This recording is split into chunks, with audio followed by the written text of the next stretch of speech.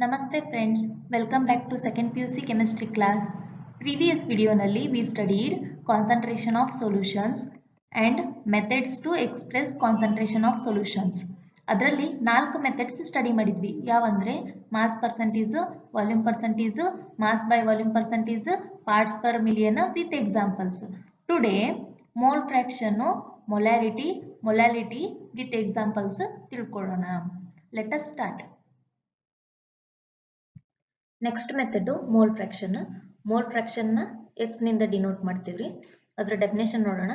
Ratio of number of moles of one component to total number of moles of all the component.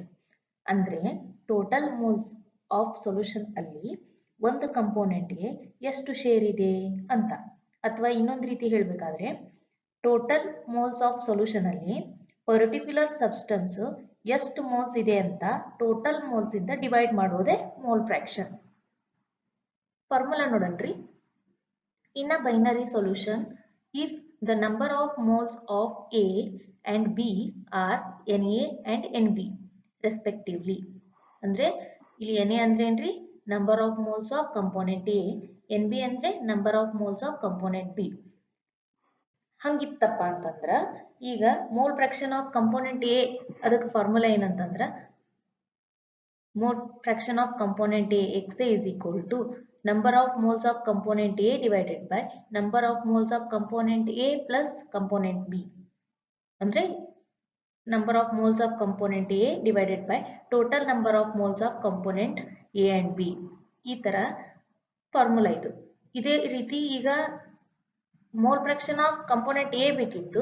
So ಏನ್ ಮಾಡಿದ್ರಿ, number of moles of A divided by number of moles of A plus B ಮಾಡಿದ್ರಿ. ಅದೇ ರೀತಿ mole fraction of component B ಬೇಕಾದ್ರೆ XB is equal to NB divided by NA plus NB.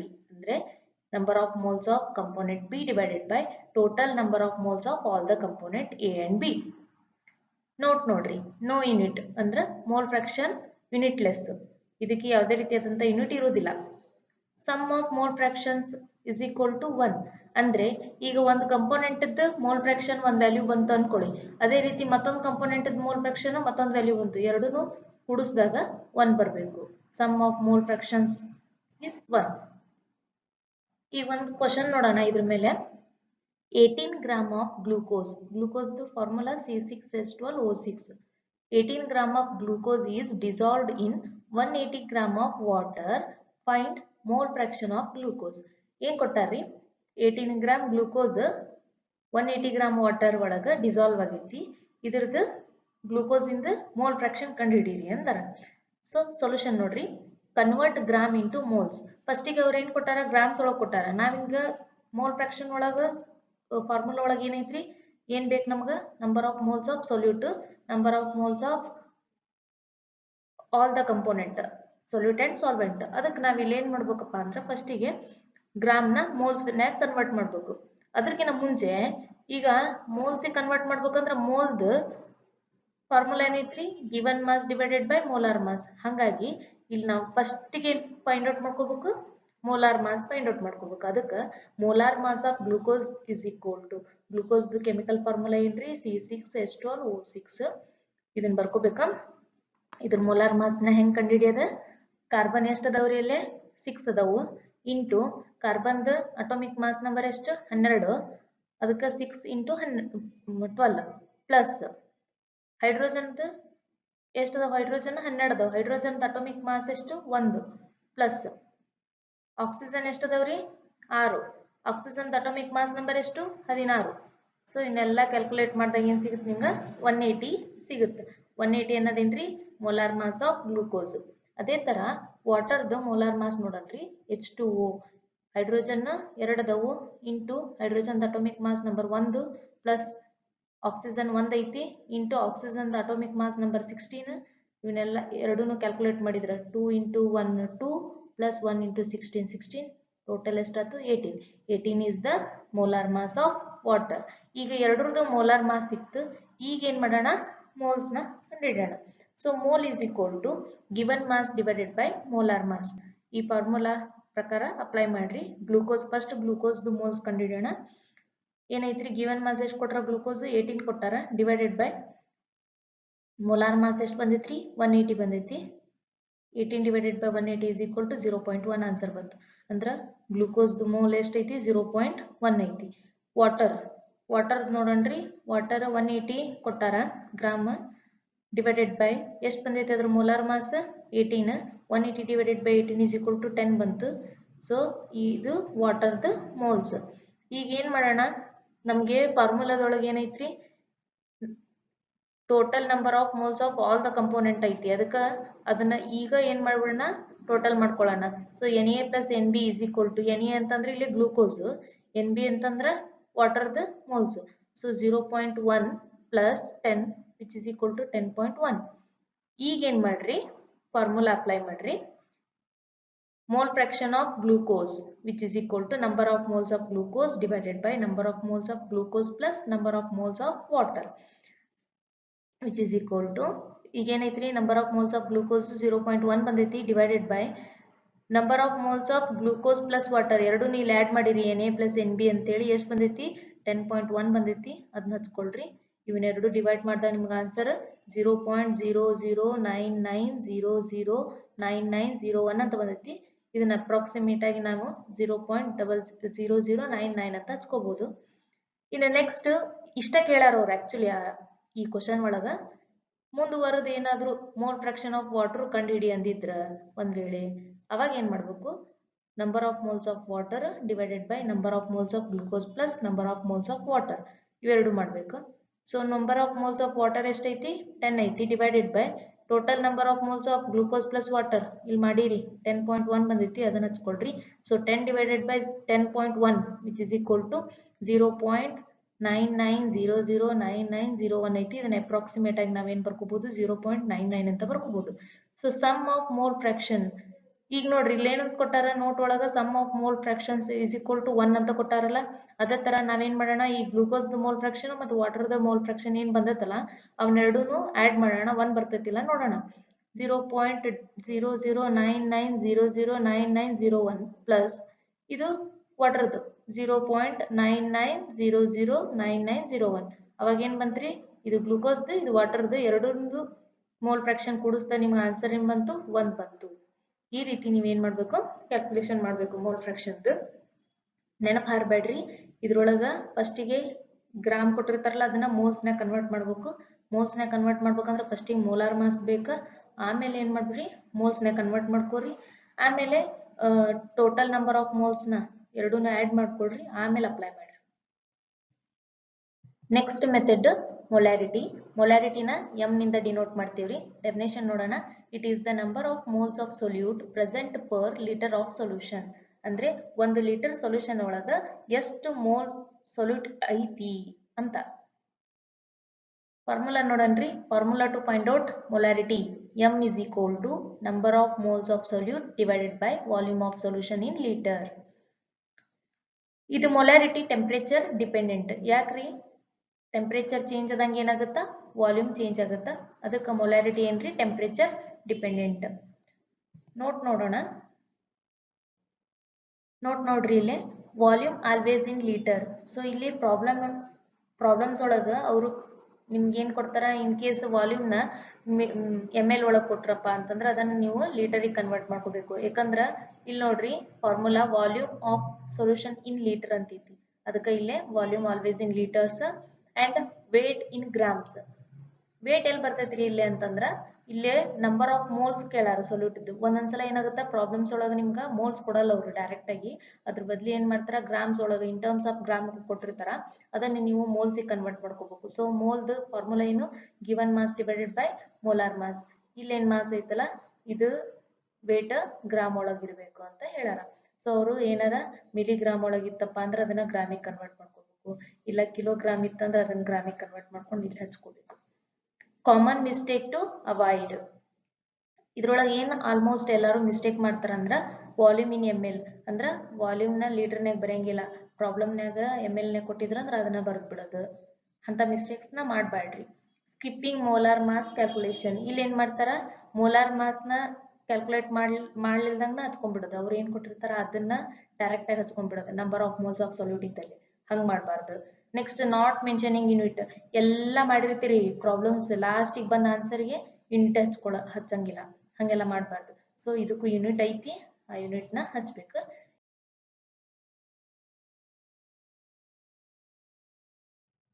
ಒಂದು question ನೋಡೋಣ. Calculate molarity of solution containing 10 gram NaOH dissolved in 250 ml water. ಏನು ಕೊಟ್ಟಾರಿ? 10 gram sodium hydroxide 250 ml water ಒಳಗೆ dissolve ಆಗೈತಿ, ಆ ಸೊಲ್ಯೂಷನ್ದು molarity ಕಂಡುಹಿಡ್ರಿ ಅಂತ ಹೇಳ್ಯಾರ. So solution ನೋಡ್ರಿ. Step 1 ಫಸ್ಟಿಗೆ ಏನು ಮಾಡಬೇಕು? Find molar mass. ಮೋಲಾರ್ ಮಾಸ್ನ ಫೈಂಡ್ ಔಟ್ ಮಾಡಬೇಕು. ಎದುರ್ದು? ಸೋಡಿಯಂ ಹೈಡ್ರಾಕ್ಸೈಡ್ದು. ಸೊ NaOH ಇಲ್ಲಿ ನೋಡ್ರಿ, Na ಎಷ್ಟದಾವ ಅಟಮ? 1 ಐತಿ. So 1 into atomic mass number of sodium is 23. So 1 into 23 23 plus oxygen ಎಷ್ಟದಾವು? 1 ಐತಿ. ಆಕ್ಸಿಜನ್ ಅಟೋಮಿಕ್ ಮಾಸ್ ನಂಬರ್ ಎಷ್ಟು? 16. ಸೊ 1 ಇಂಟು 16 16 ಪ್ಲಸ್ ಹೈಡ್ರೋಜನ್ ಎಷ್ಟದಾವು? 1 ಐತಿ. So hydrogen atomic mass 1 1 into 1 1 which is equal to 23 plus 16 plus 1 equals 40 gram per mole. ಇದು sodium hydroxide NaOH molar mass. ಈಗ ಏನು ಮಾಡ್ರಿ? Step 2 find number of moles. Number of moles ಕಂಡುಹಿಡಿಬೇಕಂದ್ರೆ ಒಂದು formula ಐತಿ, mole is equal to given mass divided by molar mass. So ಇಲ್ಲೇ sodium hydroxide ಎಷ್ಟು ಕೊಟ್ಟಾರ? ಗಿವನ್ 10 ಗ್ರಾಮ್ ಕೊಟ್ಟಾರ, ಡಿವೈಡೆಡ್ ಬೈ ಏನು ಬಂದೈತಿ? ಮೋಲಾರ್ ಮಾಸ್ 40 ಬಂದೈತಿ. So 10 divided by 40 is equal to 0.25 mole.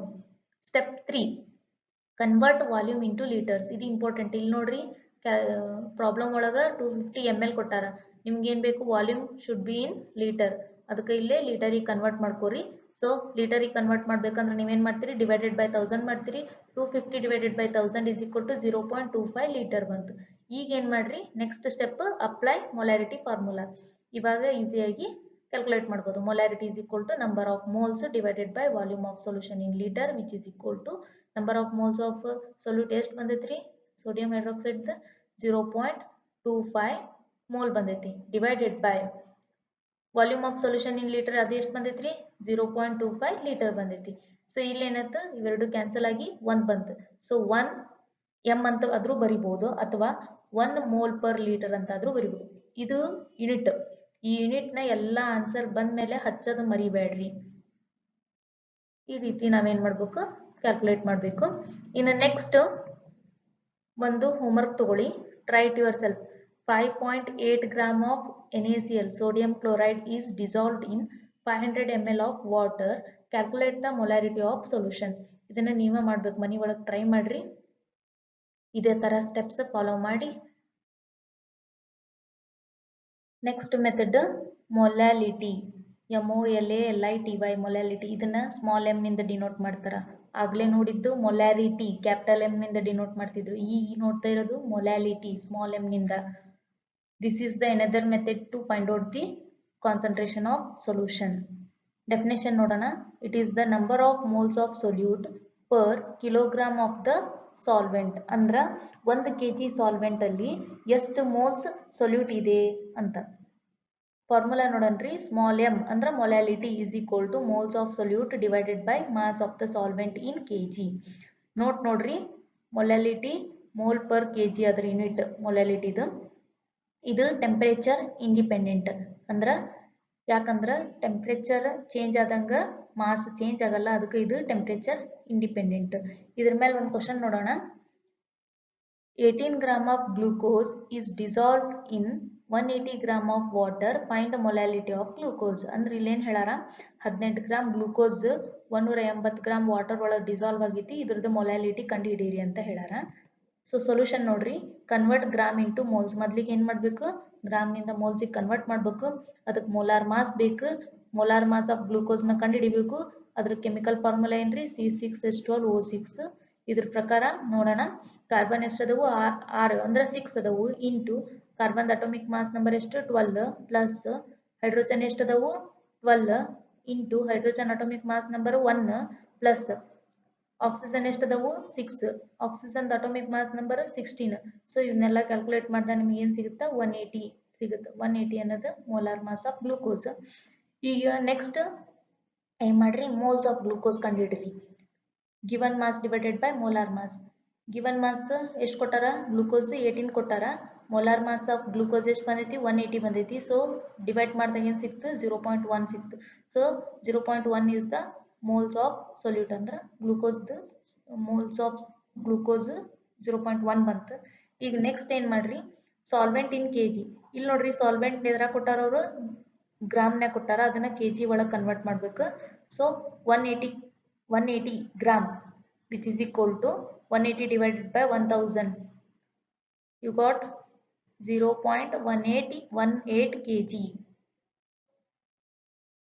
ಈಗ ಏನು ಮಾಡ್ರಿ ಫಾರ್ಮುಲಾ ಅಪ್ಲೈ ಮಾಡ್ರಿ so molality is equal to moles of solute divided by mass of solvent in kg so moles of solute ಅಂದ್ರೆ ಇಲ್ಲಿ ಏನು ಕೊಟ್ಟಾರ ಗ್ಲೂಕೋಸ್ ಕೊಟ್ಟಾರ ಸೊ moles of glucose ಎಷ್ಟು ಬಂದೈತಿ 0.1 divided by mass of solvent ಎಷ್ಟೈತಿ 0.18 kg which is equal to ಇದನ್ನ ಎರಡೂನು solve ಮಾಡಿದ ನಿಮಗೆ ಏನು ಸಿಗುತ್ತೆ 0.556 molality or 0.556 mole per KG ಅಂತ ಬರಿಬೇಕು ಇದು ಯೂನಿಟ್ನ ಮೆನ್ಷನ್ ಮಾಡೋದನ್ನ ನೆನಪು ಹಾರಬೇಡ್ರಿ ಈ ರೀತಿ ಮಾಡಿದ್ರೆ ಆನ್ಸರ್ ಸಿಗ್ತೈತೆ ನೋಡಿ ಇಷ್ಟ ಈಸಿ ಎಲ್ಲ ಮೆಥಡ್ಸ್ ಇಂದು ಡೆಫಿನೇಷನ್ ಫಾರ್ಮುಲಾ ಮತ್ತು ಒಂದೊಂದು ಎಕ್ಸಾಂಪಲ್ ನೋಡಿದ್ವಿ ಈಗ difference between molarity and molality ನೋಡೋಣ ಸೊ ಈಗ ನೋಡ್ರಿ molarity it is the number of moles of solute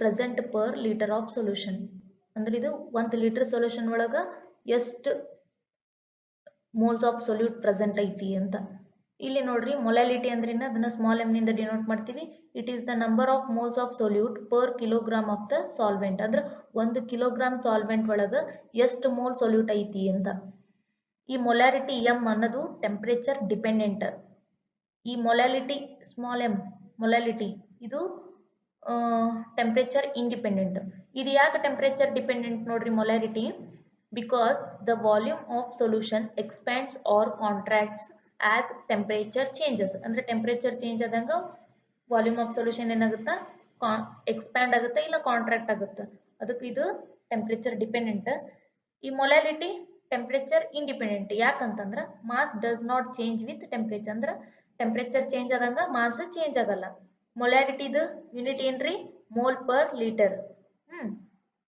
ಮೊಲಾಲಿಟಿದು unit ಏನ್ರಿ ಮೋಲ್ ಪರ್ ಕೆಜಿ ಮೊಲಾರಿಟಿದು ಅಕ್ಯುರಸಿ ಬಗ್ಗೆ ನೋಡಿದ್ರ molarity depends on volume which can be affected by temperature variation ಅಂದ್ರೆ ಇಲ್ಲಿ temperature variation ಇಂದ ನಮಗೆ ಏನಾಗುತ್ತೆ ವಾಲ್ಯೂಮ್ ಚೇಂಜ್ ಆಗೋದ್ರಿಂದ ಟೆಂಪರೇಚರ್ ವೇರಿಯೇಷನ್ ಆದ್ರೆ ವಾಲ್ಯೂಮ್ ವೇರಿಯೇಷನ್ ಆಗುತ್ತೆ ಇದರಿಂದ ನಮಗೆ ಏನಾಗುತ್ತೆ ಅಕ್ಯುರಸಿ ಅಷ್ಟು ಸಿಗಲ್ಲ ಅದು ಅಫೆಕ್ಟೆಡ್ ಆಗಿರ್ತೈತಿ ಇದ್ರದ್ದು ಮೊಲಾರಿಟಿದು ಬಟ್ ಮೊಲಾಲಿಟಿದ್ ನೋಡ್ರಿ ಅಕ್ಯುರಸಿ ಏನಾಗುತ್ತೆ ಅಂದ್ರೆ considered more accurate for precise experiment because it relies on mass ಯಾಕಂತಂದ್ರೆ ಇಲ್ಲಿ ಟೆಂಪರೇಚರ್ ವೇರಿಯೇಷನ್ ಆದ್ರೆ ಯಾವುದೇ ರೀತಿಯಾದಂತ ಚೇಂಜಸ್ ಆಗಲ್ಲ ಯಾಕಂದ್ರೆ ಟೆಂಪರೇಚರ್ ಮಾಸ್ ನ ಚೇಂಜ್ ಮಾಡಕ್ ಆಗಲ್ಲ ಹಿಂಗಾಗಿ ನಮಗೆ ಅಕ್ಯುರೇಟ್ ಆಗಿ ಸಿಗುತ್ತೆ ಇದನ್ನ ನಾವು ಎಕ್ಸ್ಪೆರಿಮೆಂಟ್ಸ್ ಪ್ರಿಸೈಸ್ ಎಕ್ಸ್ಪೆರಿಮೆಂಟ್ಸ್ ಒಳಗೆ ಯೂಸ್ ಮಾಡ್ತೀವಿ ಈ ರೀತಿ ನಿಮಗೆ ಎಕ್ಸಾಮ್ನಾಗೂ ಕೇಳ್ತಾರ್ರಿ difference between molality and molarity ಚೆನ್ನಾಗಿ ಓದ್ಕೋರಿ ಪಾಯಿಂಟ್ಸ್ ನ ನೆನ್ಪಿಟ್ಕೊಂಡು ಬರೀರಿ Today we studied different methods of concentration. Formulas clear ಆಗಿ ಅರ್ಥ ಮಾಡ್ಕೊಳ್ಳಿ ನ್ಯೂಮರಿಕಲ್ ಸಾಲ್ವ್ ಮಾಡೋಕ್ಕೆ ಈಸಿ ಆಗುತ್ತೆ ಇವತ್ತಿನ ಕಾನ್ಸೆಪ್ಟ್ಸ್ ಎಲ್ಲ ಕ್ಲಿಯರ್ ಆಗಿದಾವ ಅಂತ ಅನ್ಕೋತೀನಿ ನೆಕ್ಸ್ಟ್ ವಿಡಿಯೋ ಸಾಲ್ಯುಬಿಲಿಟಿ ಮೇಲೆ ಈ ವಿಡಿಯೋ ಇಷ್ಟ ಆಗಿದ್ರೆ please like subscribe share with your classmates thank you for watching all the best